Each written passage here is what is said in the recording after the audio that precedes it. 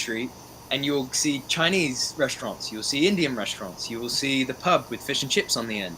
Like the more diverse that community is, then the more the better it is for it. And I mean, at the end of Pride Month, I put up a few posts that I wanted to pay tribute to that community, to the LGBTQI community, um, to to to also put a spotlight on them, because for me, as somebody within our community, I feel a particular responsibility to champion those minorities that don't always get the limelight. Like it's great that we're going to spend the next month celebrating Peter Parker, but I don't forget that my Spider-Man personally is Miles Morales. It will always be Miles Morales, because sitting in a cinema and hearing him sing Flower while he was doodling is something I'd never seen Peter Parker do, and that touched me in ways that I could never describe. You know, um, my last point is, and I want to pass over to Cloud in a minute on that, so that we can get more into that point, because I think it's important. My last thing is similar to what Dante was saying about gatekeeping. Striden's point, I know, was well intentioned about, you know, I don't buy it for the representation. It's just a bonus for me. I think because, you know, that's a viewpoint, but sometimes there are viewpoints like that from people that might look like me or like Dante or like Alex and so on, that kind of can undercut the championing that the rest of us are trying to do.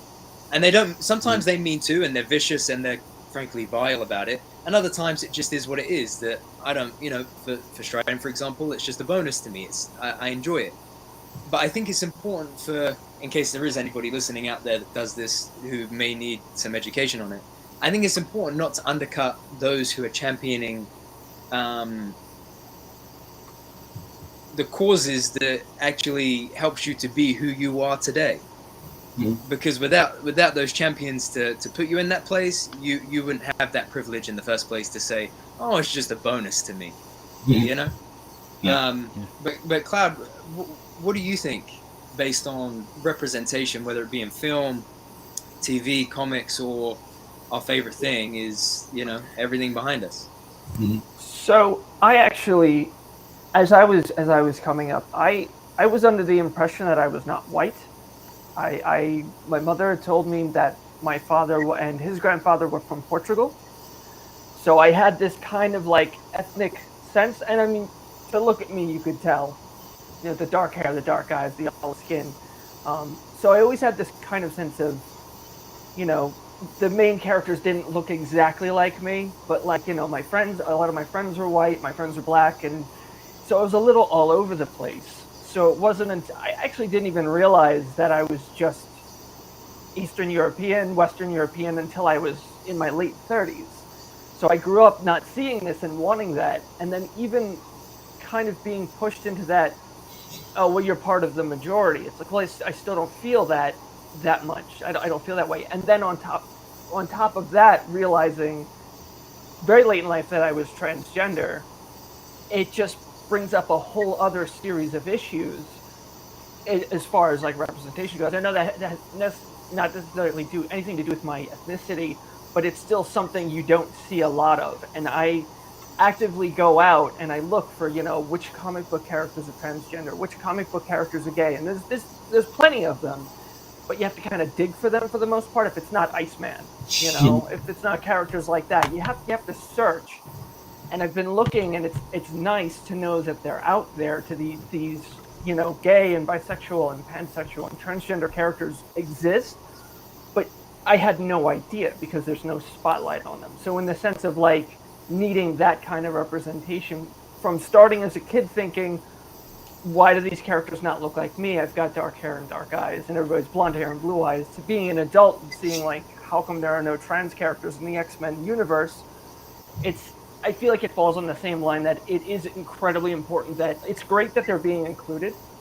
It's great that we're starting to put spotlights on these characters. Black Panther got his own movie. Awesome. Fantastic. It's such a great film. I am so happy for all of my black friends that got this moment. It's epic. But I still feel like it's so slow going. It's a little bit here and there. It's like, okay, well, we'll give you this and we'll give you that. And oh, you like, the Falcon works well, so maybe we'll kind of dip our toe into the Captain America thing. And it's progress. Progress is progress. But I feel like we have a long way to go before it's something that's so commonplace that it's just like, go, because I had friends that would go and like skip out on GI Joes because they were black, would skip out on GI Joes because they were Asian. Like, why? Like, these Quick Kick's a cool character and Roadblock's a cool character. Like, why does this matter to you so much? And it's because, especially growing up in the South, that's another environment entirely. Yeah. But it's Yeah.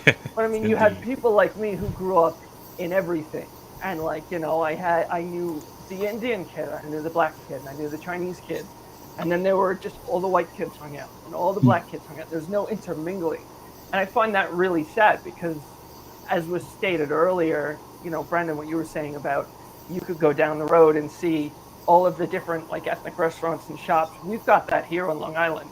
It's everywhere, and I think it's beautiful.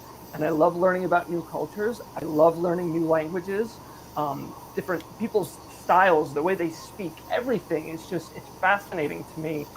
And the fact that people don't want to learn that is sad. And it's coupled with the lack of representation because they're not exposed to it, because everybody grows up in their little bubble and that's all they have. And we're working on breaking out of that, and it's great, but I still feel like there's not enough has been done. Yeah.